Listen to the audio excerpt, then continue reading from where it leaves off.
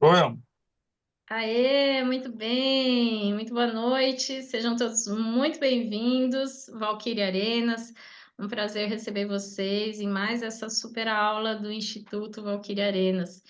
É um prazer estar aqui, porque esse projeto é um projeto muito especial. Eu vou contar rapidamente como ele começou. Essa aula faz parte de um projeto chamado Conexão Enfermagem. Ele surgiu no finalzinho de maio, começo de junho desse ano. Por quê? No dia 5 de maio, nós iríamos fazer um evento em Porto Alegre. E na semana do nosso evento, foi justamente a semana que teve aquela enchente, que realmente foi uma catástrofe para os nossos colegas gaúchos, para os nossos amigos da enfermagem que estavam ali em meio àquele desafio. E um desafio, gente, que muitos de nós, eu tenho 27 anos de enfermagem, e eu não consigo nem imaginar tudo que eles passaram ali. Nós adiamos o evento, vamos fazer esse evento, não vai ser um evento, vai ser uma festa, porque realmente a gente vai comemorar muito esse momento no Rio Grande do Sul, em Porto Alegre. Ele vai acontecer no dia 10 de novembro, um domingo. Estão todos convidados, a galera do Sul está convidada, quem ainda não está inscrito, vem que ainda tem vagas, as inscrições estão abertas. E o que que aconteceu? A gente adiou o evento, só que ao mesmo tempo a gente falou assim, tá, os nossos colegas estão lá sofrendo, fazendo assim, tirando leite de pedra, porque realmente era uma situação muito desafiadora. Os materiais não chegavam, os pacientes não chegavam, os funcionários não chegavam. Nós tivemos colegas que ficaram praticamente morando no hospital durante 20 dias, porque ela não tinha quem rendesse. Imagina você trabalhando 20 dias direto no hospital, porque não tinha quem pudesse chegar para render. E realmente foi uma situação muito desafiadora. E eu, apesar de ter adiado o evento e ter me comprometido em fazer um evento fantástico para eles, eu não estava satisfeita só com isso. Eu falei, o que que a gente pode fazer para ajudar vocês? E nós percebemos que os colegas gaúchos, eles estavam sentindo falta de ter apoio, de ter, sabe, uma mão ali para poder conversar, um ombro amigo para poder desabafar, para poder falar, para poder conversar e compartilhar alguns desafios e algumas dificuldades. E foi com essa necessidade que nós começamos o projeto Conexão Enfermagem. A princípio, seria só para os colegas do Sul. Só que, à medida que o projeto nós iniciamos, nós vimos que outros colegas também tinham essa mesma necessidade, que outros colegas se sentiam sozinhos no dia a dia. Então, decidi abrir o Conexão Enfermagem para quem tiver a fim de participar, de conhecer e também para quem quiser compartilhar seu conhecimento.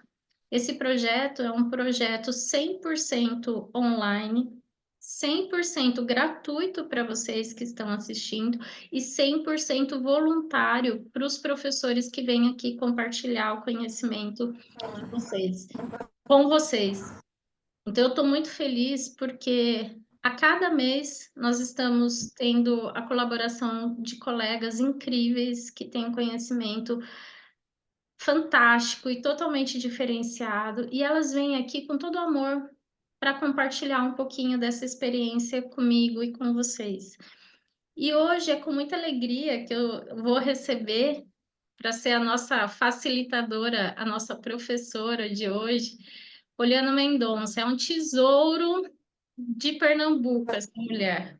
Uma querida que eu tive a oportunidade de conhecer recentemente. Tem pouco tempo que a gente se conhece, mas parece que já é de outras vidas, porque já, assim, a sensação que eu tenho é que a gente já é amiga há muito tempo, apesar de ter oficialmente se conhecido há pouco tempo. Então, eu estou muito feliz de receber Poliana Mendonça aqui. Seja muito bem-vinda, minha amiga, maravilhosa. É um prazer te receber. Eu não vou falar muito aqui, porque o foco hoje é você. e você vai trazer um tema fantástico para nós, que é a questão da segurança do paciente, em um mês onde está sendo muito discutida a questão da segurança. Então, sem mais Sim, delongas, vou passar para você, vou estar aqui quietinha. O que você precisar, você me fala, que eu vou estar aqui à disposição para te ajudar. Fique à vontade, a sala é tua, amiga. Se apresenta perfeito, para o povo, se apresenta para o povo e depois já pode começar a aula. Fique à vontade. perfeito, Val. É um prazer imenso, realmente, todo esse momento que a gente tem para poder passar um pouco de nossa experiência, do nosso conhecimento, é sempre muito rico. Quando a gente tem a oportunidade de ter esse momento compartilhado, e é assim eu espero que seja hoje, né, que tragam realmente opiniões e a gente vá trocando figurinhas, é sempre muito prazeroso.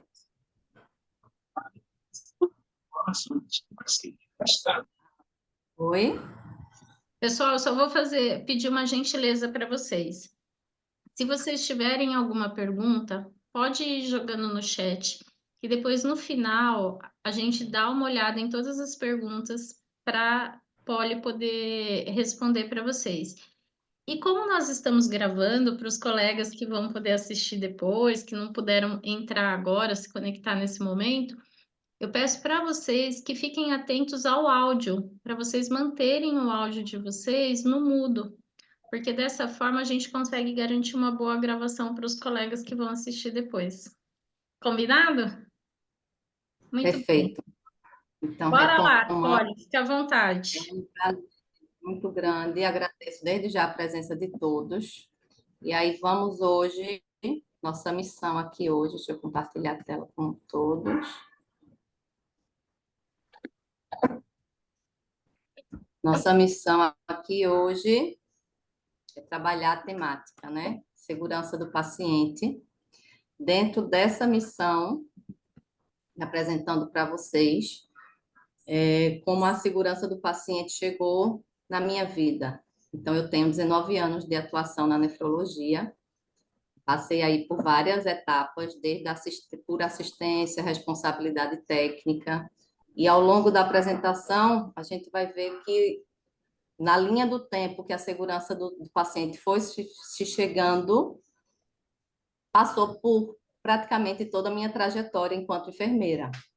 E aí, colocando para vocês que mesmo como RT, a segurança do paciente se fortaleceu muito para mim quando vivenciei e pude passar por um processo de acreditação em uma unidade, uma acreditação Quimento, onde conseguimos realmente ali estabelecer todos aqueles processos solicitados.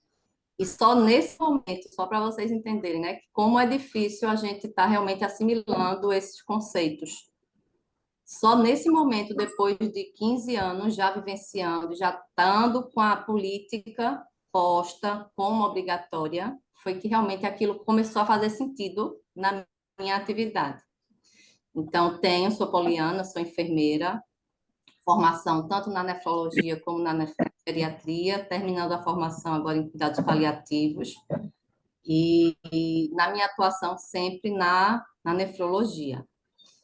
Vamos hoje, meu objetivo com vocês, então, é fazer sentido todos os conceitos que a gente recebe da segurança do paciente, é tornar isso realmente o mais fluido possível, o mais aplicável no nosso dia a dia, é transformar realmente conceitos em prática. Então, quando a gente pega pela Organização Mundial de Saúde, o conceito de segurança do paciente, a gente destaca algumas falas aqui, mas a estrutura de atividades organizadas, então deixo claro, atividades organizadas, e cria culturas, processos, procedimentos, comportamentos, tecnologias, ambientes na área de saúde. Então a gente lê isso, fica aquela coisa, né? Mas daqui o que a gente vai ficar bem claro é atividades organizadas, que reduz o risco de forma consistente e sustentável, então que aquilo ali realmente perdure durante nossa atividade, diminuindo a ocorrência de dano evitável. Então, nosso olhar vai ser para tudo aquilo que a gente pode evitar, tá levando como dano. tornando erros menos prováveis, reduzindo o impacto do dano quando este ocorrer. Então, isso é o que a Organização Mundial de Saúde traz para nós, profissionais, em 2004. Já bem antes, a gente vê que esse conceito de segurança já estava na mente, né? Então, Hipócrates aí traz, aí antes de Cristo, primo non nocere. Primeiro de tudo, não causar o dano. Nossa Florence, pode parecer estranho, talvez um estranho princípio enunciar como primeiro dever de um hospital não causar mal ao paciente. Então, como isso soa estranho, né? A gente está ali oferecendo cuidados dentro de uma estrutura hospitalar e ter que se preocupar em não causar o dano. Pode parecer estranho, mas não é.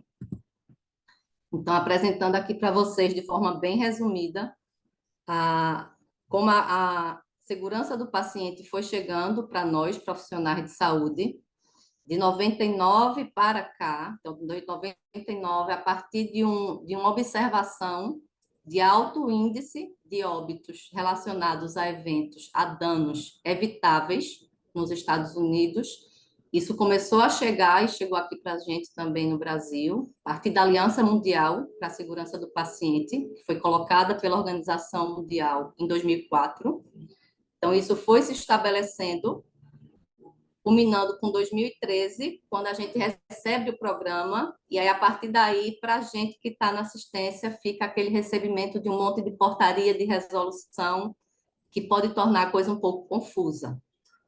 Mas vamos deixar bem claro, 2013, Programa Nacional de Segurança do Paciente.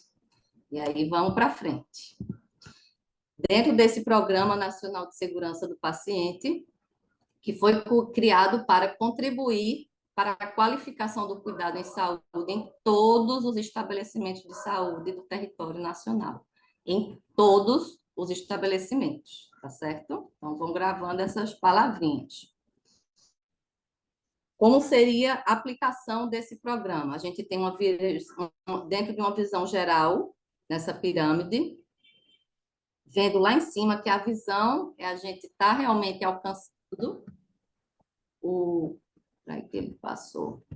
Alcançando o mundo onde ninguém seja prejudicado. Então, dentro dessa visão lá no topo, deixa eu pegar aqui a canetinha, dentro dessa visão aqui no topo, né? De a gente realmente não prejudicar ninguém, a gente vai estar sendo sustentado por governo, instituições, partes, instituições, profissionais, organizações, com a missão de impulsionar essas políticas, com a meta de atingir essa redução, tendo como pilares todos que compõem a assistência, incluindo familiares e cuidadores. Então, abaixo disso aqui, suportando todo, dando suporte a toda essa estrutura, temos nossas políticas, o sistema sendo bem confiável, então, com notificações seguras, que vão estar vindo seguras a partir de um conhecimento seguro também, tornando possíveis procedimentos e processos clínicos feitos com segurança e com avaliação de risco. Então, tudo isso é o que o programa traz para nós profissionais e para a comunidade da saúde e pacientes, que isso seja realmente implementado. Depois disso, depois que chega para a gente esse programa chega estabelecendo que toda instituição deve elaborar um plano de segurança do paciente, e aí o núcleo vem como uma ferramenta, você vê que tudo vai se encaixando e vai fazendo sentido. Então, o programa institui que precisa se ter um plano para a segurança do paciente dentro da instituição, e o núcleo de segurança do paciente é a ferramenta, então é a instância do serviço que vai estar promovendo a implementação dessas ações propostas pelo plano, que é dito pelo programa. Então, a gente tem esses 3 blocos. Os núcleos de segurança do paciente precisam estar cadastrados na Anvisa para que a organização, de uma forma maior, quando a gente retoma aqui essa cadeia, né? Então, a gente entendendo o governo e a instituição de saúde como responsáveis, ele precisa saber o que está acontecendo, né? Para poder também ter dados, fazer suas avaliações. E aí, todas essas instituições que possuem obrigatoriamente o núcleo de segurança do paciente precisam estar cadastrados na Anvisa.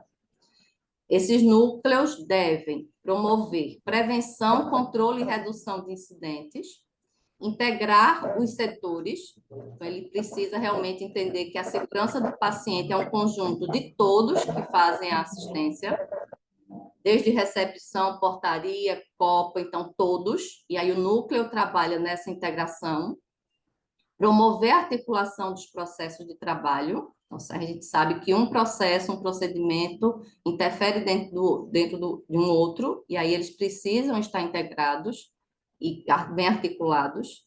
Integrar as informações que impactam nos riscos ao paciente, certo? Então, esse daqui está sendo o papel do núcleo.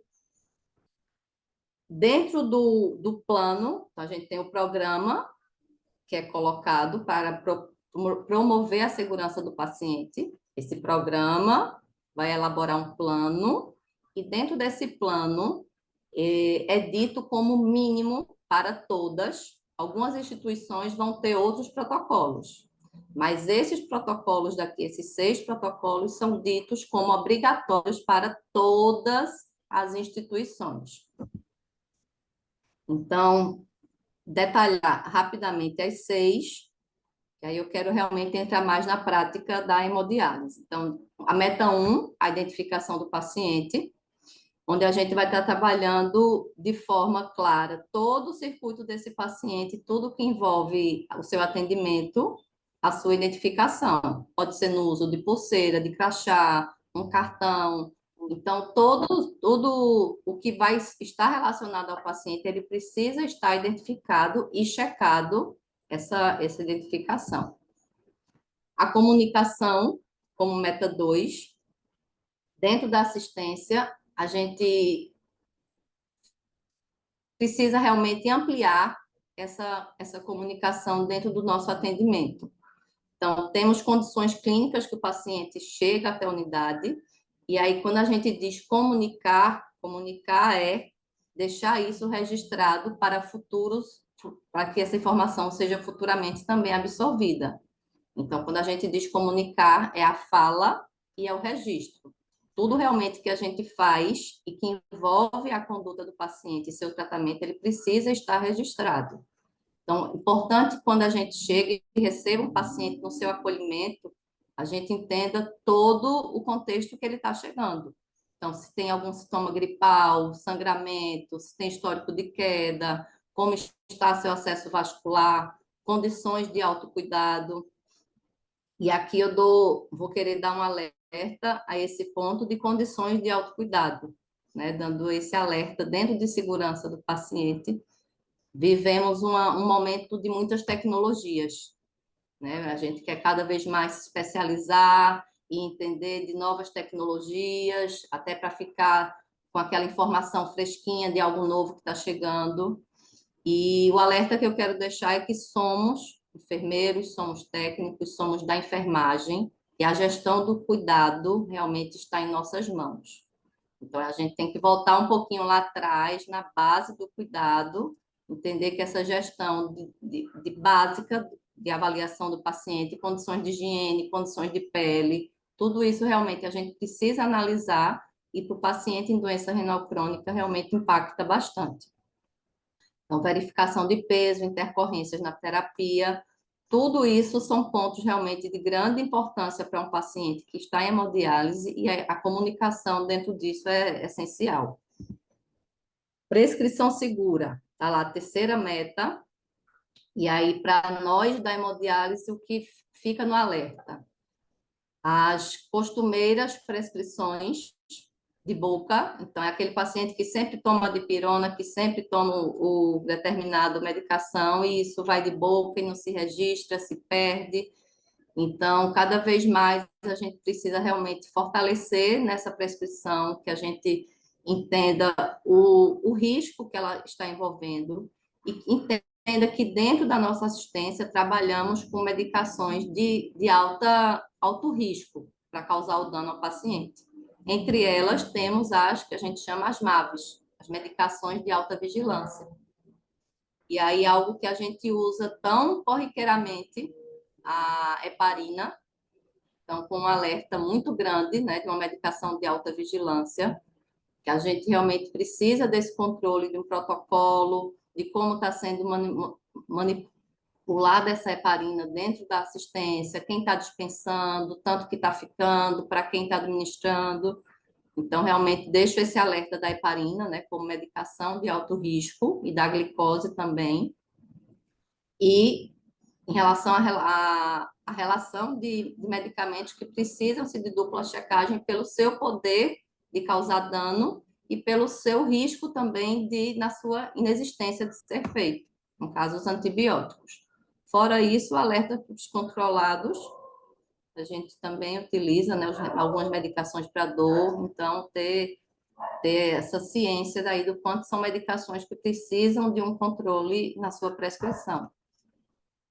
Dentro da meta 4, a cirurgia segura, para nós, a confecção de fístula e o implante de catéter são pontos cruciais quando a gente tem em uso corriqueiro uma medicação de alta vigilância que vai causar alguns eventos, no caso de orientações erradas, no caso a heparina, né? Então, para o paciente em diálise, a gente deixa essa atenção especial. A meta 5, que a gente fala corriqueiramente, a higiene das mãos e aquela coisa, né? Tanto fala como será que isso está sendo avaliado e consolidado. A gente entender os momentos realmente de higiene das mãos, a gente criar um momento de observatório. Quando a gente começa a entender que as práticas elas precisam ser ferramenta para modificação de conduta, então a gente começa a entender que a gente precisa ter números. Eu preciso, para eu dizer que minha infecção é relacionada à falta de higienização das mãos, eu preciso ter um observatório que me diga um mínimo de uma amostragem, né, que reflita o meu pessoal e como é que está a minha conduta em relação à higienização das mãos, inserindo o paciente principalmente dentro desse contexto. O ponto da disposição de álcool em gel em cada máquina é algo realmente que, quando possível, ele se mostra como um elemento potencializador da higienização das mãos. Lógico, para dentro daqueles casos possíveis que a gente pode utilizar o álcool sem a higienização com água e sabão. No caso, se eu utilizei, por exemplo, uma luva com pó, eu não posso simplesmente passar o álcool gel em cima dessa mão. Preciso retirar essa matéria, né? Para depois poder fazer a utilização do álcool. Dentro da meta 6, o risco de queda e lesão por pressão. Aqui eu vou querer realmente entrar bem naquela feridinha, porque é ponto de muito alerta. Principalmente quando a gente vê, quando eu digo alerta, em relação ao que a gente acaba negligenciando, principalmente em relação à lesão por pressão. Então, para o risco de queda, várias unidades já utilizam a escala de Morse como um controle, né, um avaliador de risco para queda. Ela serve, quando ocorre dentro da unidade, ela vai seguir com uma notificação e toda uma revalidação de como está o nosso protocolo de controle de queda, do risco de queda. Importante também no nosso acolhimento desse paciente, a cada diálise, a gente entender dele. Tem histórico de queda em casa? Então, isso a gente utiliza uma medicação de alto risco para sangramento. Então, é importante a gente, sempre que acolher esse paciente, entender os pontos, as variáveis que podem estar levando a ter alguma complicação devido ao risco da medicação que a gente utiliza, certo?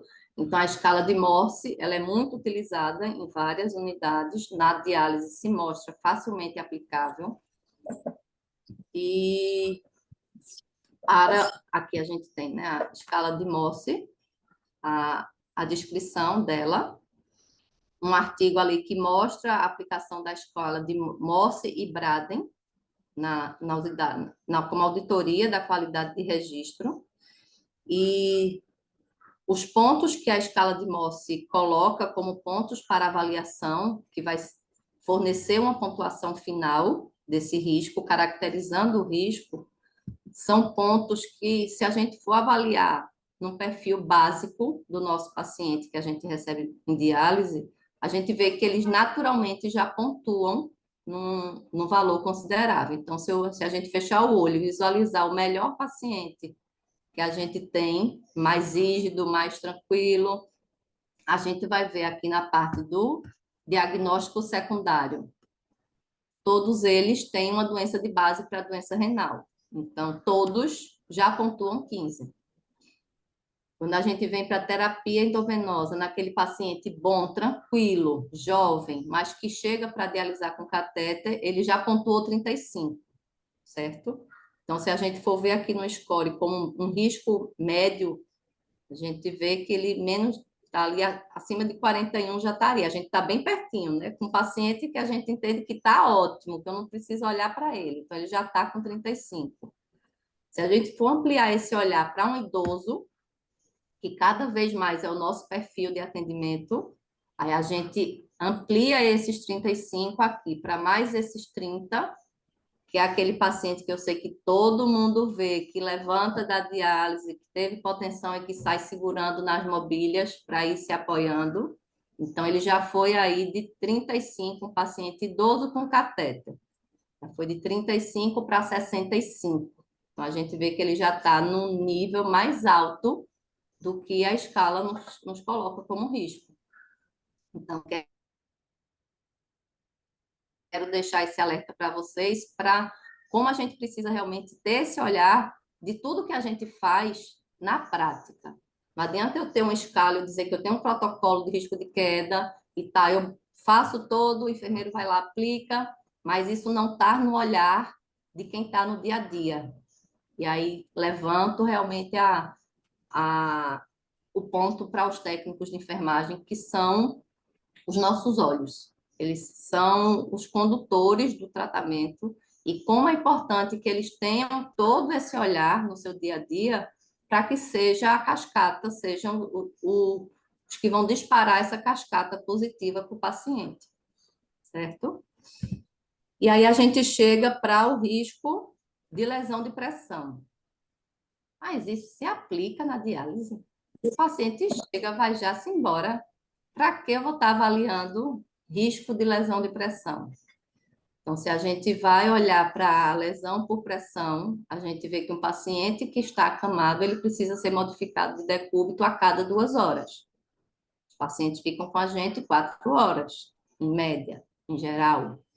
Então, importante a gente ter esse alerta para os pacientes que têm risco para desenvolver lesão por pressão, aqueles pacientes com idade avançada. Em geral, são todos aqueles fatores, se a gente for pensar, é o que dificulta a circulação. Então, um paciente com dificuldade avançada, que já tem sua doença arterial, o diabetes também já como comprometedor, que já se movimenta menos por outros motivos, tem uma nutrição prejudicada, então isso vai ter menor perfusão, sensibilidade comprometida, tabagismo, sedentarismo. Então, tudo são pontos que, se a gente for parar, pensar, fechar o olho, agora a gente vai entender que tem uma diversidade desses riscos no nosso salão e a gente nem sempre tem esse olhar cuidadoso, né, para essa prevenção da lesão por pressão.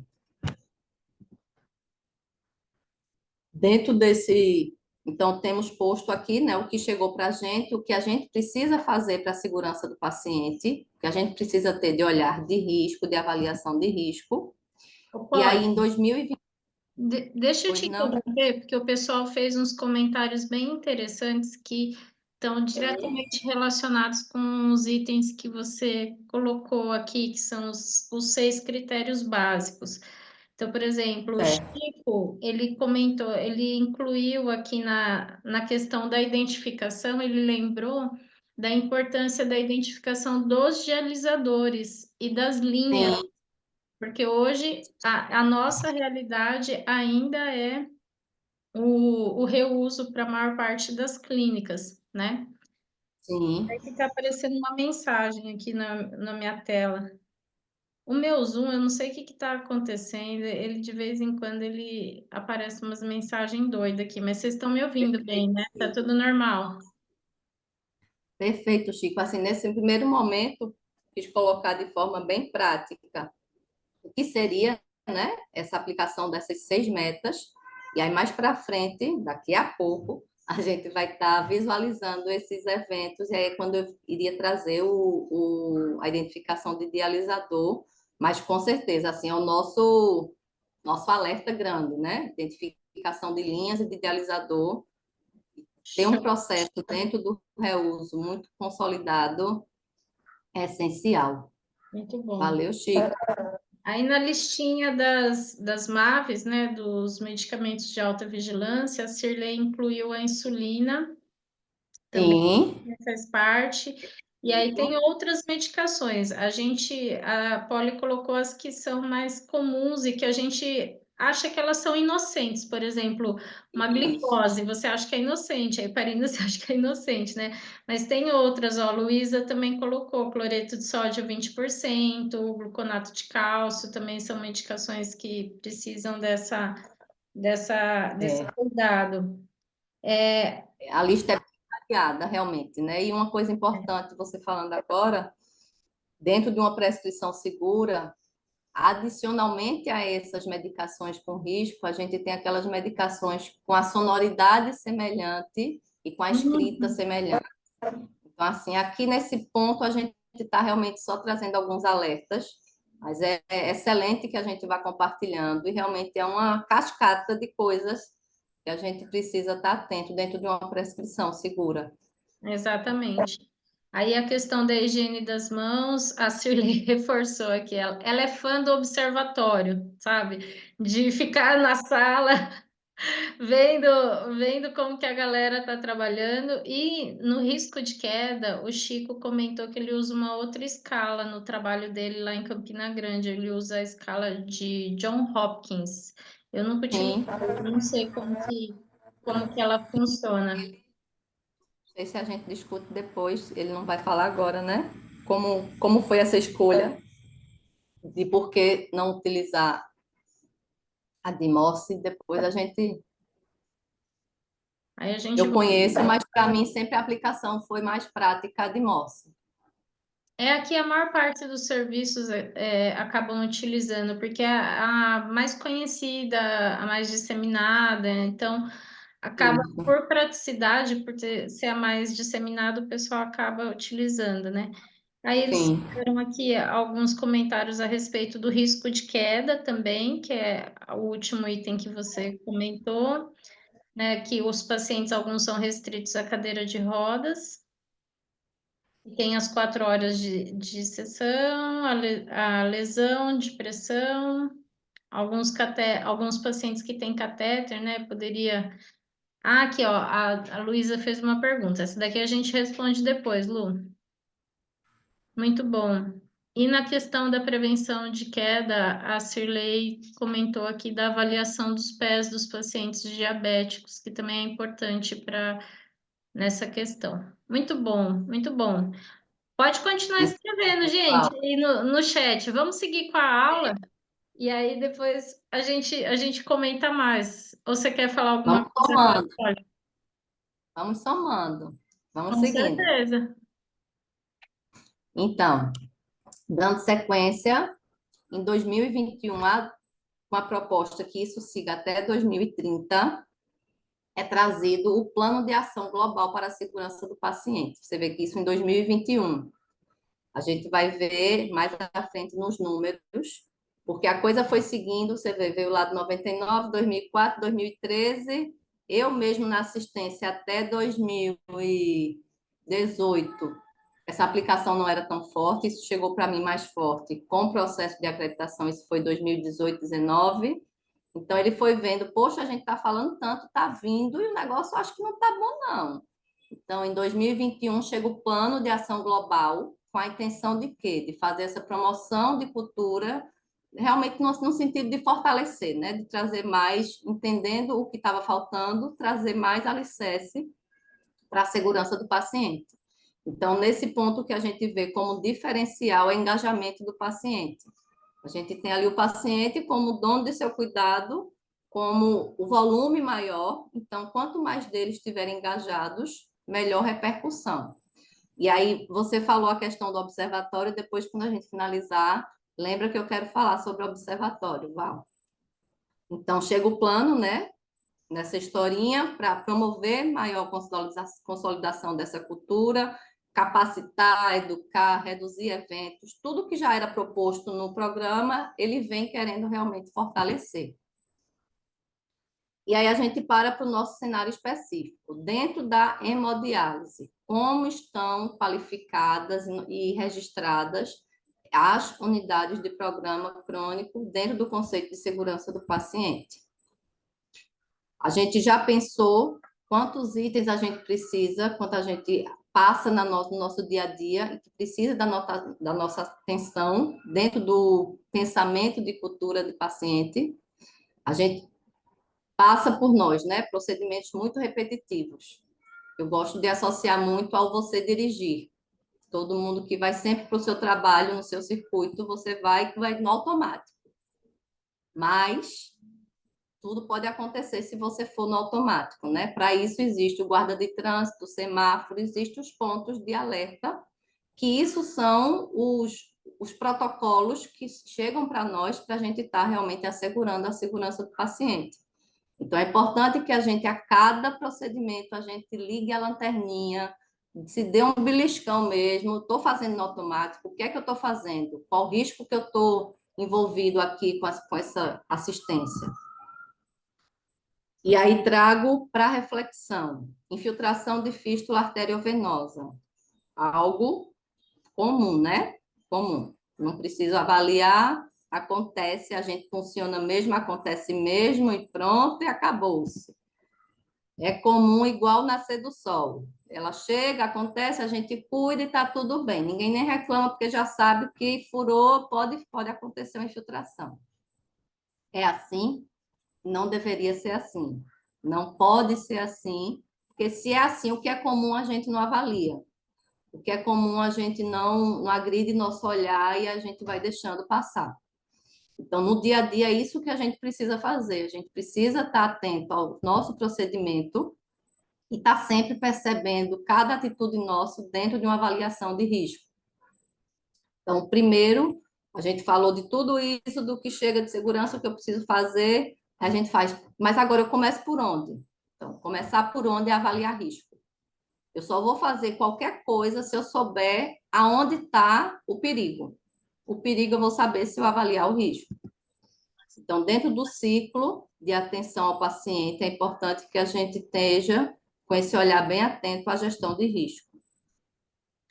Dentro da avaliação de risco, pensar, como a gente já falou agora, quem é que está executando, o que é que está executando, quando essa atividade é realizada, como é o processo dela, o que envolve o começo e o final, para a gente assegurar realmente que ela chegue ao final entregando ao paciente algo melhor do que ele trouxe. Depois de avaliar esse risco, a gente entra para o ciclo do desenvolvimento contínuo, PDCA, o nosso ciclo de ação. Então, eu descobri aqui quais são os riscos, eu sei quais são as barreiras para esses riscos, e a partir daí eu vou construir os protocolos, colocando dentro desses protocolos todas essas barreiras. Então, essas barreiras é que vão estar construindo nossa ação do dia a dia. Eu vou planejar, eu vou aplicar, vou desenvolver, vou lá no observatório, conferir, checar, verificar se tem alguma necessidade de mudança, aplicar uma reavaliação. E isso é constante em todos os procedimentos, todos os protocolos, todos os POPs. Então, a instalação do paciente em HD, não, já tem aquele POP, eu construí ele tem uns 10 anos, está feito. Reavalia. A cada evento que acontecer, a gente vai ali naquele protocolo e vai ver o que é que poderia ter sido diferente. Então, a gente sabe que para a gente chegar realmente nesse gerenciamento, recapitulando, eu vou ter que medir, eu vou ter que definir e eu vou ter que entender o que eu estou fazendo. Eu tenho que entender do meu negócio ali de cuidado, aonde está o perigo, mais uma vez, digo a vocês. Entendi os riscos, vou conversar com a minha equipe. Então, a conversa com a minha equipe, trazendo todos para a mesma esfera, tudo que acontece precisa ser notificado. Tudo só vai modificar se eu souber o que está acontecendo e eu preciso que seja notificado.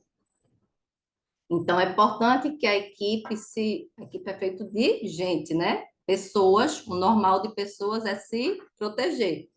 Eu não vou estar botando o meu pescoço para ser cortado. Eu preciso saber que o que eu estou levando de informação, eu estou assegurado para aquilo. Então, é importante que o sistema seja não punitivo, confidencial, independente. Então, aquilo ali não está relacionado a pessoas, a gente entende que faz parte de um sistema, que eu dê resposta oportuna para os usuários do sistema, sejam profissionais, pacientes. Então, é importante se ter esse retorno do que foi avaliado. Isso faz uma retroalimentação positiva que vai fortalecendo o processo. Orientado para soluções dos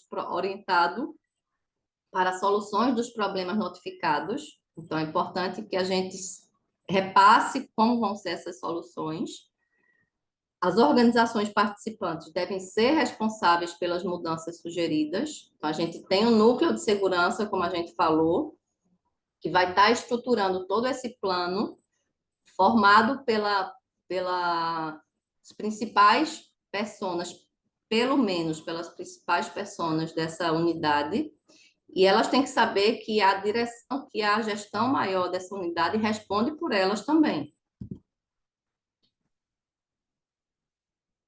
Dentro do que eu falei, dentro desse sistema de notificação, né? É preciso que haja um equilíbrio dentro de tudo isso que é dito, porque o normal do ser humano é se proteger de qualquer corte que possa existir, de qualquer dano, de qualquer problema para si próprio.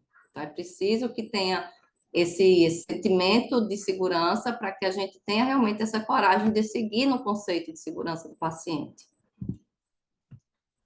Então, é importante que todos que seguem e não são só os profissionais, são os pacientes também. Quantas vezes a gente tem algum paciente que está ali sentindo oprimido, sentindo lesado, mas que fica calado porque não, eu não posso prejudicar fulaninho. Se eu falar qualquer coisa, eu vou prejudicar. Então, é importante que ele também sinta nessa segurança dessa informação. É importante que a gente sinta que a coisa realmente evoluiu, a visão evoluiu, e o que a gente coloca no papel de 1950 para 2000, que a visão mudou dentro de um problema, de um fator técnico para um fator organizacional, realmente é sentido no dia a dia. Então, todo erro, todo problema existente, a gente entende que não está ligado a uma pessoa, não está ligado a um equipamento, ele faz parte realmente de um sistema operacional de uma organização. Dentro disso, a gente transfere essa visão, né, de um erro individual para o coletivo. Nesse processo, a gente segue engajando pacientes com transparência nas informações e fortalecendo as práticas seguras. Nesse ponto, a gente dá o alerta ao que a gente colocou na portaria 529, que é a portaria que vai instituir esse programa. A gente falou lá atrás, 2013, é a mesma. Então, o que é que fica de alerta dessa portaria? Gerenciar risco e cultura de segurança. Se a gente for ler ela todinha, tem vários detalhes, vários conceitos, mas assim, o que ela quer realmente que fique na nossa mente é gerenciar risco, cultura de segurança. Pensando a cultura de segurança como realmente aquele sentimento de proteção. Então, a gente vai promover uma prática assistencial segura, um envolvimento do cidadão na sua segurança, inclusão do tema no ensino. Então, a gente está promovendo essas conversas e essas trocas de informação sobre a temática de segurança do paciente e cada vez mais trazer esse incremento dentro de pesquisa, porque a gente vai fortalecendo os nossos dados realmente, não só em cima do achar, a gente vai realmente para o científico, para o que realmente acontece com segurança. Dentro das nomenclaturas, quando a gente pensa, mas o que é que eu vou notificar? O que é uma circunstância notificável? Então, eu coloquei aqui os principais conceitos, que às vezes traz alguma confusão na linha, propositalmente. Então, quando a gente pensa o conceito de circunstância notificável, e eu penso um risco eu preciso notificar? Não. O risco realmente vai estar ali para ser o suporte de todo o nosso planejamento. É eu entender quais são os riscos. Um incidente, um quase incidente, um incidente sem lesão, que é um quase incidente, um quase evento. Eu preciso notificar? Preciso notificar. Eles são circunstâncias realmente notificáveis, até chegar no evento adverso, que realmente é o dano causado. Então, evento adverso é um incidente que aconteceu com lesão realmente ao paciente, dando alerta que esse dano pode ser de qualquer espécie, físico, emocional, espiritual, psicológico. Então, temos o alerta do que a gente faz dentro da nossa assistência, do que a gente fala, de como a gente fala, porque realmente os pacientes com portadores, né, de doença renal crônica em hemodiálise, eles são acometidos em todas essas dimensões. E, às vezes, é um ponto, é uma frase, é uma fala que realmente transforma e ele leva aquilo ali como dano para realmente não ser transformador no seu tratamento de uma forma positiva. Então, quando a gente pensa, não, uma infiltração de fístula, eu levei algum dano, infiltração de fístula seria um evento, seria um incidente, seria um evento. Eu levei um comprometimento daquele membro, daquele acesso. Se eu pensar uma prescrição que foi feita, que eu peguei uma medicação e eu quase, o doutor mandou para Maria e eu ia entregar para Mari. Então, nomes muito parecidos, estão com o mesmo técnico, quase que eu entrego, mas não entreguei. O colega veio e disse, não, quem está com dor não é essa, não é essa. Então, isso foi um incidente, aconteceu realmente, mas ele não levou, não teve lesão. Eu não cheguei a entregar essa medicação errada, né? Não cheguei a causar o dano. Então, é um incidente e precisa ser notificado, porque é isso daí, quando a gente pega esse evento e vai para uma tratativa, eu vou entender todos os pontos, avaliando realmente, fazendo a captação retroativa de todos os dados, o que foi que levou aquilo ali. Então, o evento adverso é um incidente que vai resultar em dano, né? Sua incidência que está ficando por cima aqui. Sua incidência de eventos é alta no Brasil, mas não só no Brasil, viu?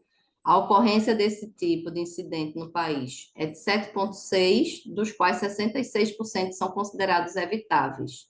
Em relação à prescrição, já trago para vocês o número da gente de eventos adversos relacionados à prescrição, ele é de 15%, então é um valor realmente bem considerável. Dentro da cultura de segurança, então, as estratégias que a gente vai estar utilizando para o desenvolvimento vai ser o engajamento da liderança. É importante que a equipe sinta que essa liderança ela está atuante e está realmente apoiando. Essa comunicação efetiva, que o fluxo de informações venha, como eu falei, também retorne, que a devolutiva de informações chegue para ter essa retroalimentação positiva.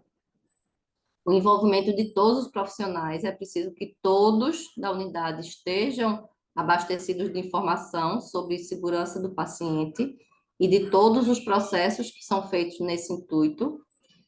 As ferramentas de ensino coletiva, que essa informação realmente chegue para todos, e é sempre essa cultura justa. Então, não é para A, não é para B, eu tenho que realmente ser o mais imparcial possível. Depois de tudo isso feito, peguei o que é obrigatório pela portaria, pelas resoluções, fiz meu mapeamento, avaliei meus riscos de acordo com o que se colocou pelo núcleo de segurança e daí fiz o meu plano de segurança, coloquei para minha equipe, coloquei para eles essa segurança na notificação Isso tudo vocês vão ver como transformadores. Então, quando a gente tem outro incidente com dano que chega como informação de um evento adverso, a gente vê que isso se transforma. Depois de todo esse fortalecimento na cultura de segurança e nas notificações, vemos que esse cenário se transforma, e aí o que começa a chegar mais são aquelas notificações de incidentes sem danos, e a quantidade de eventos adversos realmente que vão chegando são bem menores. Então, isso é o que vai mostrar que a gente está. Então, o que é que mostra que uma cultura de segurança está implementada? É não ter notificação nenhuma? Não. É que eu tenha realmente notificação daquilo que não causou dano, mas que aconteceu. Porque são pequenas coisas. Se a gente for. Estava aqui hoje pensando, então, paciente, quem nunca passou pela situação, paciente com catéter, começou a sangrar pelo orifício, acabou que estava ali um vozinho, ninguém viu, quando foi sair, estava sangue na poltrona inteira. Quem nunca passou por uma situação dessa? Será que foi notificado uma situação dessa? Uma quase queda, estava saindo da balança, tropeçou. Então, são pontos que a gente vê que é um refinado olhar, é um refinada atenção de tudo que a gente está realmente se levando a proposta realmente de entregar ao paciente, que seja da melhor forma possível. Então, é importante que essa cultura de segurança seja avaliada, seja medida. Esse artigo traz uma das opções, né, de uma ferramenta para medição de segurança. E aí, em 2023, tivemos essa avaliação pela Anvisa, tivemos a avaliação das práticas de segurança. Em 2024, já fechamos agora em agosto com outro ciclo de avaliação. Então, dia 30 de agosto foi o último dia, né, dessa avaliação. E aí, trazendo para vocês o que foi avaliado dessa de 2023, vemos aqui, dentro dos serviços, né, quem participou da notificação sabendo quantos serviços tinha. Tem aqui uma relação, esse é um documento que está disponível, tá certo? Para quem quiser realmente acessar pela internet. E aí, eu que sou pernambucana, vim aqui já na minha linha, né? Aqui, informado, tem que somos 30 serviços de diálise. 22 participaram das informações. Tem aqui um de Alagoas, metade dos serviços. Então, a gente vê que realmente tem pano para manga para a gente fortalecer essa necessidade de notificação e de fazer parte. Então, quando a gente pega aqui o gráfico, né, vemos que quantos ficaram abaixo do que ficou estabelecido como meta de 60% da participação. Aqui é só participação. Então, vemos ali que tem uma possibilidade de melhor envolvimento, né, de todos os centros, e aí isso é muito de autogestão, né, das pessoas que estão à frente, realmente ter essa visão e puxar realmente para a notificação. Aqui é uma divisão de como eles deixaram, né, dividido o que seria conformidade alta, baixa ou média, os percentuais. Os pontos que ficaram como gritantes, os protocolos que ficaram como não conformidades. Então, destaco aqui a prescrição segura, ficou como destaque como não conformidade. Prevenção de coagulação do sistema. A gente vê como isso realmente acontece constantemente, e aí ficou aí, né, dentro da listinha dos não conformidades. Protocolo de prevenção de transmissão de HIV, hepatite B, hepatite C, também ficou como os de maior não conformidade, e regularização de notificações de incidente relacionado à assistência à saúde. Então, de todos os incidentes, tudo isso que a gente falou, não só evento adverso, né? De todos os incidentes, também ficou como não conformidade. Como dentro da conformidade, destacamos aqui o protocolo de infecção, que é algo que realmente a gente sente no dia a dia, né, que é algo já muito bem trabalhado. Mas aqui o que ficou como positivo foi em diálise peritoneal. Então, hoje, nosso cenário são poucos centros que têm a diálise peritoneal e realmente é um tipo de terapia que é muito específica e o espelho que eu tenho é de uma terapia com protocolos muito fortalecidos. Então, o núcleo de segurança do paciente instituído ficou como conforme, mas aí a gente vai ver mais na frente como é o reflexo dessas conformidades por esses núcleos instituídos. A gente vê que não basta estar no papel, tem que representar realmente a sua atividade no dia a dia. E a regularidade de notificação também de infecções ficou dentro da conformidade. Aqui apresento Europeia que proíbem a importação de produtos oriundos de áreas dentro da classificação dos serviços de diálise, a avaliação de conformidade, como é que ficou, como ficaram, né, as instituições na avaliação de 2023. Então, baixa conformidade, 65%.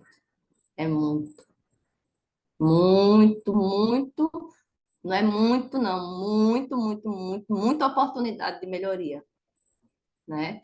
Se a gente for pegar aí média e baixa, aí o quê? 88%. Muita oportunidade, né, de se ver diferente. Para fazer tudo isso virar aqui, essa rodinha, esse verde ficar maior, quanto é que custa? Tudo isso aqui que a gente falou até então é atuação dos profissionais. Tudo isso é forma de ver, é forma de enxergar. Então, eu arrisco dizer que não custa nada. Não custa nada realmente a gente se apropriar do que somos, nosso conselho, né? Nossa ética e nossa formação como pessoa mesmo nos leva a fazer, que é fazer e entregar o que há de melhor. E benefícios, processos dinâmicos, crescimento enquanto grupo, assistência focada em indicadores. Então, retomando lá que ela fala, que a gente não mede, a gente não pode gerenciar. Os números vão vir a partir de indicadores. Indicadores precisam fazer sentido. Eu não posso fazer um monte de indicador e fazer de conta que eu estou avaliando tudo. Eu preciso ter indicadores realmente que eu queira fazer um plano de ação e avaliar bem esses indicadores. Identificação de risco em cada etapa, isso é um benefício, né? Essa visão bem centrada de cada processo. O envolvimento de pacientes, atuação multidisciplinar, essa atuação de equipe, ela realmente só traz ganhos para o grupo e para o paciente. A possibilidade de estar analisando óbitos e dilemas, porque quando a gente passa a avaliar eventos e informações geradas, eu começo a querer mais. Então, eu começo a querer entender por que outras coisas. Então, começo a ter na minha instituição também a possibilidade de análise de óbitos, dilemas éticos, harmonização do grupo, porque eu entendo que tudo faz parte de uma organização, não são pessoas, não é Poliana, não é Valquíria, realmente é o sistema. Possibilita a avaliação desses resultados e transformar. A gente, como ser humano, nós somos abastecidos de possibilidades de coisas boas e positivas. Então, quando eu trabalho indicadores, eu vou modificar e eu vou colher resultados melhores. Isso é gratificante. Isso é o que faz a gente sair realmente com aquela sensação de mais cheio do que saiu de casa. Mudança de rotina baseado na notificação. Então, isso também dá uma sensação muito boa. A gente vê que aquela rotina modificou por algo que eu notifiquei. A criação de barreiras, processos bem estabelecidos para auditorias, registros seguros, conhecimento da estrutura do público que a gente atende. A gente começa a conhecer realmente tudo começa a estar muito à flor da pele. Cultura de notificação, como já é estabelecido, né, pela legislação, as auditorias. E aí, tudo isso, a gente vê que é o que a gente precisa ter em nossas mãos. Então, que elas estejam sempre bem preparadas para estar entregando sempre segurança, como a Florence disse lá, né? Parece absurdo a gente estar querendo falar sobre entregar algo bom dentro de um hospital. Quem faz parte de tudo isso somos nós. Quem vai poder realmente entregar algo diferente são as pessoas que estão fazendo parte, somos nós, profissionais de saúde. levando essa educação e esse entendimento para o nosso paciente. Então, a gente finaliza trazendo essa mensagem: um mundo em que ninguém seja prejudicado na assistência à saúde e que cada paciente receba um cuidado respeitoso e seguro a qualquer momento e em qualquer lugar. Que esse seja o nosso objetivo todos os dias, entendendo, pessoal, mais uma vez o alerta, né? Que esse cuidado e que essa atenção é em todas as dimensões. A gente ter o comprometimento no cuidar psicológico, espiritual, emocional, físico, realmente a gente conseguir abraçar todas essas variáveis que nos compõem, né, enquanto ser humano. E é isso, vamos agora para as discussões. Muito bom, muito bom. Polly, super obrigada, foi ótimo, ótimo mesmo. Tem alguns Eu não comentários do pessoal aqui no posso chat. parar. Pode parar de compartilhar. Isso, que aí fica mais gostoso. Agora vai ficar mais gostoso mesmo se o povo abrir as câmeras, né, gente? Abre aí. Abre aí pra gente ver o rostinho de vocês, é tão bom. Ó, muitos parabéns para você, parabéns, excelente aula, Francisco, dando parabéns. Aí tem aqui alguns comentários, maravilhosa, é verdade. É verdade, ó, o Nordeste se destacou mesmo, hein, gente? Lá na avaliação da segurança do paciente foi muito bacana a adesão que teve. Ótimos resultados, muito bom. Vamos voltar aqui para. Ah, que legal! Obrigada para quem abriu as câmeras, ó. Love para vocês. Vamos ver aqui, ó.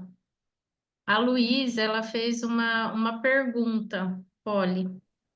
Quando você falou sobre a lesão de pressão, ela falou aqui, ó, observado em pacientes com catéter, seria considerado uma úlcera quando você tem uma lesão na posição da borboleta, sabe a borboleta de fixação do catéter? Quando você tem uma Na lesão orelha, ali.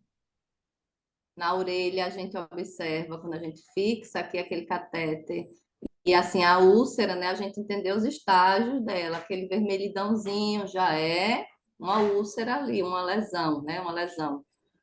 O roxinho, e aí vai nas etapas dela. Então, aquela da borboletinha também. Também é considerada. Muito bem. Feito Aí a Cirlei tinha comentado aqui dos pés dos pacientes diabéticos. Cirlei faz um trabalho bem bonito aqui na Star de prevenção de lesão nos pacientes, prevenção de queda, cuidando dos pezinhos dos pacientes diabéticos. Trabalho bem bonito que ela faz lá. Eu queria dar outro alerta, Diga. aproveitando o que a Luísa falou em relação aos curativos. Tudo isso para a gente ver como é o treinar o olhar, né?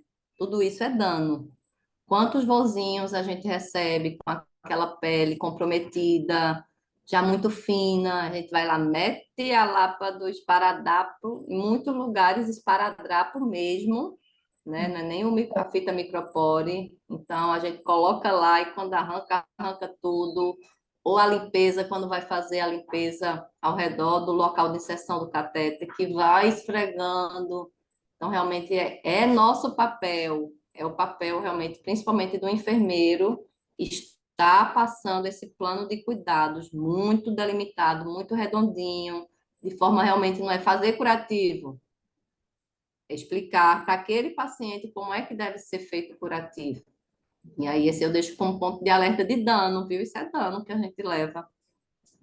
É realmente uma prescrição de enfermagem individualizada, de acordo com a necessidade do paciente, de acordo com as características dele, com o estado clínico.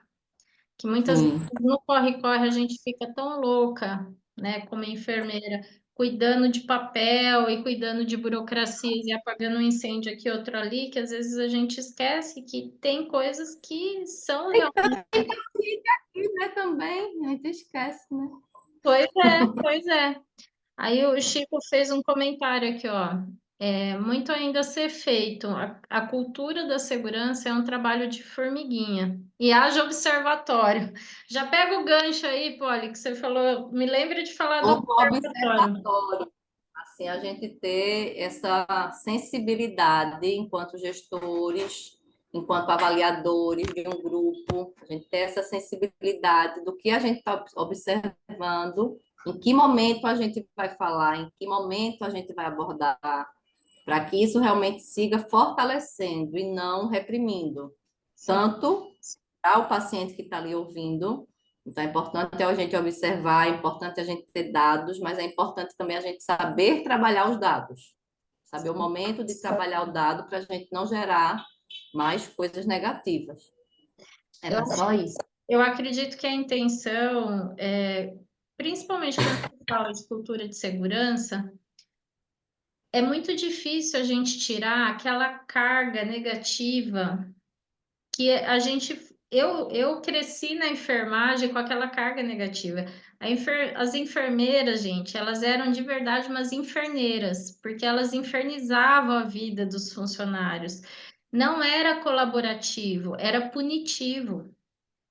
Eu fui formada, assim, tinha professores que eram exceções, tinham enfermeiros que eram exceções, mas eu vi muita enfermeira que eram verdadeiras carrascas da equipe.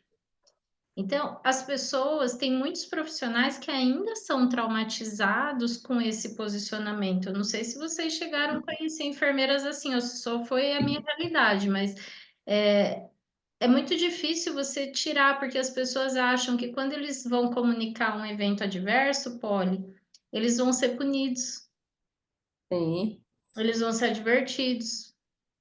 Então, as pessoas ainda têm muito medo da punição, eles não conseguem. Tem muitos profissionais que têm dificuldade de enxergar esse caráter colaborativo, esse caráter de sim. melhoria. Quando você falou lá, se somar os 60 e poucos por cento de E baixa conformidade. baixa conformidade, é muita coisa para melhorar, né? Muito ponto.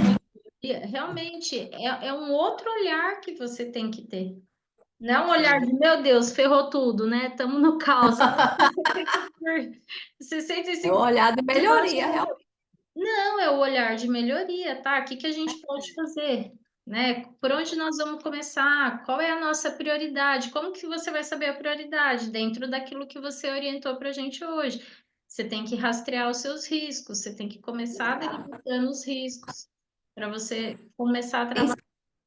ações, Val. Você vai realmente trabalhar, se está numa situação assim muito emergencial, o que é que está pegando mais, né? Porque risco a gente está ali é muito, muito realmente o mesmo para todos. Todo paciente em diálise é praticamente aqueles mesmos procedimentos e os riscos vão estar ali. Mas aí dentro do meu pessoal, se eu tenho um alto índice de incidentes, de observatório que me gera tal informação, então bora aqui, né? Se eu estou tendo problema de troca de dialisador, eu não vou trabalhar a higienização das mãos, vou trabalhar identificação. Então, isso daí a gente vai realmente no caminho que está gritando.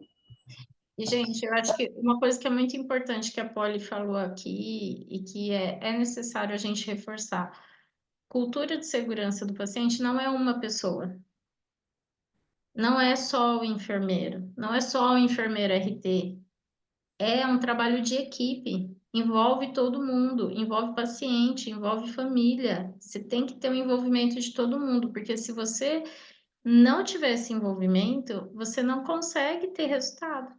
Você vai brincar de fantasia, né? Você está brincando de fazer, de ter um núcleo de segurança do paciente, se for só você que está com essa visão. Não funciona. Tem que ter realmente o envolvimento de todo mundo, inclusive dos gestores. E isso é uma coisa que é muito falado na questão da segurança do paciente, né? Tem que ter o envolvimento dos gestores. Eles precisam ter, comprar a briga junto com a gente. Ó, a Eruska falou aqui também, a segurança é uma cultura a ser empregada no dia a dia. Muitas coisas óbvias precisam ser ditas continuamente. O óbvio, para ser óbvio, precisa ser dito, né? Essa frase é ótima. A Verdade, verdade. Tassiane colocou aqui, ó, quando esse assunto, a segurança do paciente, passa a ser propagado com toda a equipe no dia a dia, mostrando todos os pontos que pode evitar esses riscos, a equipe passa a ter uma outra visão, passa a ter um olhar mais crítico. É realmente o trabalho de formiguinha que o Chico falou, é fazer todo dia, é mostrar na prática, é dar exemplo, né, gente? Principalmente nós temos que dar exemplo. E às vezes o pessoal joga muito essa questão do exemplo para o enfermeiro. Mas eu falo que todo mundo tem que ser exemplo, porque tem muito enfermeiro que chega para trabalhar e ele aprende com o técnico. Tem muito colega novo que começa a trabalhar e ele vai aprender observando o colega que já está mais tempo ali no serviço. Então, a questão do exemplo não é uma responsabilidade só do enfermeiro, é de todo mundo da equipe. Todo mundo precisa dar o exemplo, precisa fazer bonito, né? Sim, exato. Pegando essa fala de Erushka, Val, do óbvio, aí a gente vê como tudo realmente precisa ser dito bem minuciosamente. Se a gente pega um paciente que está lá com diagnóstico, né, risco de sofrimento espiritual, emocional, está com risco de sofrimento, eu deixo como intervenção, uma conversa ativa com o paciente durante a diálise. E aí chega, deixo isso para o técnico seguir, né, nessa atuação também. E aí chega e diz, não, eu cheguei lá, falei, dei bom dia, perguntei se estava tudo bem, eu falei com ele. Então, ele tem que dizer, ó, conversa por 15 minutos, sentar, conversar por 15 minutos, temática. Então, a gente, nem tudo é óbvio. Não. Por isso que precisa ser realmente dito, precisa ser detalhado. Muito bom. Ó, muitos elogios para você, meu bem. Parabéns, parabéns. Sempre bom ouvir sobre esse tema. Poli é fera, super concordo. Vamos ver o que mais aqui. Elogios para todos Maravilhoso. que estão aqui, né, nesse momento, a essa hora, todos juntinhos. Aí, ó. Aqui. Muito bom, muito bom. Ó, o Chico fez um comentário aqui, ó. Está muito arraigado a punição. Infelizmente, assumir o fato de errar é muito difícil. Por isso que a cultura de segurança é um trabalho de formiguinha. Aquele plano que a Poli apresentou para a gente, ele é muito interessante, porque eles colocaram de 2021 a 2030. Quando eu vi aquele plano pela primeira vez, eu falei, nossa, mas eu falei, não dava para encurtar um pouquinho isso? Depois eu parei para pensar, eu falei assim, gente, a primeira RDC que falou disso foi em 2013. A gente está em 2024. Até hoje tem lugares que não tem o núcleo de segurança do paciente funcionando. Então, o plano global de 2021 a 2030, ele está sendo super otimista, né, Polly? Com certeza. Ele está contando com todos nós aqui, viu? Que estamos aqui falando e aplicando. A grande virada de chave é chegar amanhã e enxergar diferente e levar aquela pulguinha de cós. Vai ali e fala, ó, isso aqui está acontecendo sempre, bora fazer diferente. É por aí, é não cansar. E quando vem grupo, aí é mais fácil da coisa seguir contínuo, né? Porque sempre vai ter um que vai ter cansado, mas como é um grupo, aí outro que não cansou puxa, e assim vai. É verdade, é isso aí. Porque quando a gente compartilha, inclusive os desafios, a gente se fortalece demais. Sim. É um outro olhar, uma outra força que a gente ganha. E esse é o objetivo daqui do Conexão Enfermagem, a gente se fortalecer em temas que são realmente desafiadores para o nosso dia a dia. Porque vamos combinar, não é fácil você montar um núcleo de segurança do paciente bonitinho, certinho, do jeito que o Programa Nacional pede. Não é fácil, mas é Mas possível. começa de algum lugar, né? Sim, exatamente. É. Ó, muitos parabéns para você, a galera te esperando. Linda e maravilhosa lá em Salvador. O Chico aqui, Poli, Val, que momento rico, A maravilhoso. Luísa aqui risco de sofrimento pode ser com a psicóloga. E aí eu já dou uma puxada para nós, né? Esse entrar mais adentro, com certeza, na psicologia é um dever nosso referenciar.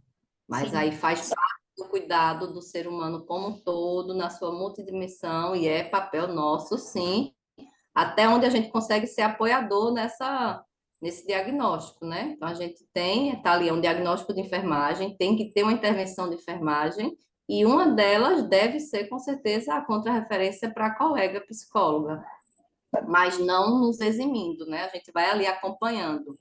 O enfermeiro, na sua construção da profissão, ele tem muito disso, de como ele foi estabelecido muito como gestor do cuidado, né? De Sim. como surgiu a profissão. Então, não dá para hoje a gente tirar e dizer, não, a gente não cabe sim em mim, não.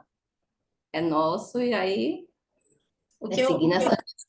o que eu vejo que é interessante, por exemplo, eu, por muito tempo, fui enfermeira de diálise peritoneal nas clínicas. Depois teve uma reestruturação e eu comecei a trabalhar também dentro das salas. Mas eu dava plantão de final de semana nas salas de hemodiálise. Antes de eu assumir realmente a sala, eu dava plantões. E era muito engraçado, porque tinham pacientes que eles me adoravam. E quando eu sentava para conversar com eles, olha, eu conversava de coisas que não tinha nada a ver com a doença. Eu conversava daquilo que ele queria falar comigo. Então, tinha paciente que queria falar de viagem, tinha paciente que queria falar de comida, tinha paciente que queria falar de família. Então, às vezes não é, às vezes a gente complica um pouquinho, mas você dá essa atenção, esse tempo de atenção de qualidade para o paciente, é uma coisa que é super possível, porque quando a gente pensa, por exemplo, aquele intervalo entre o liga e desliga de um turno e outro, né? Tem aquela parte, aquele tempo de calmaria dentro da sala. E o que que a gente fica fazendo naquele tempo de calmaria? Às vezes, nada útil.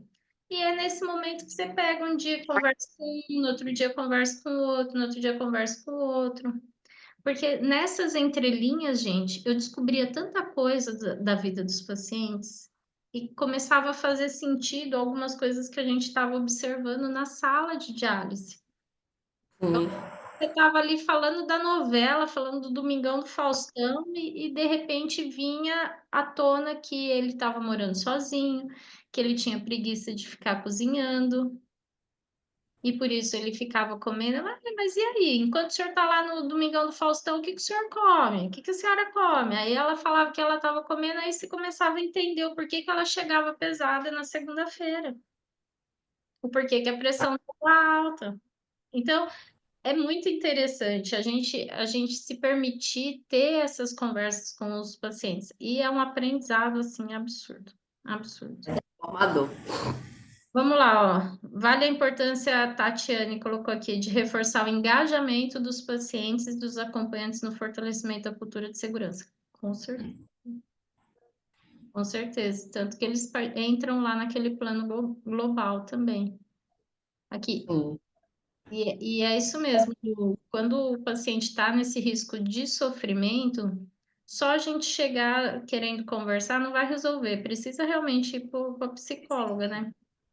Tem que ter, tudo tem que ter um acompanhamento. A gente não precisa de psicólogo? Não precisa pôr as coisas nos devidos lugares? E Então, aí o outro ponto também, né?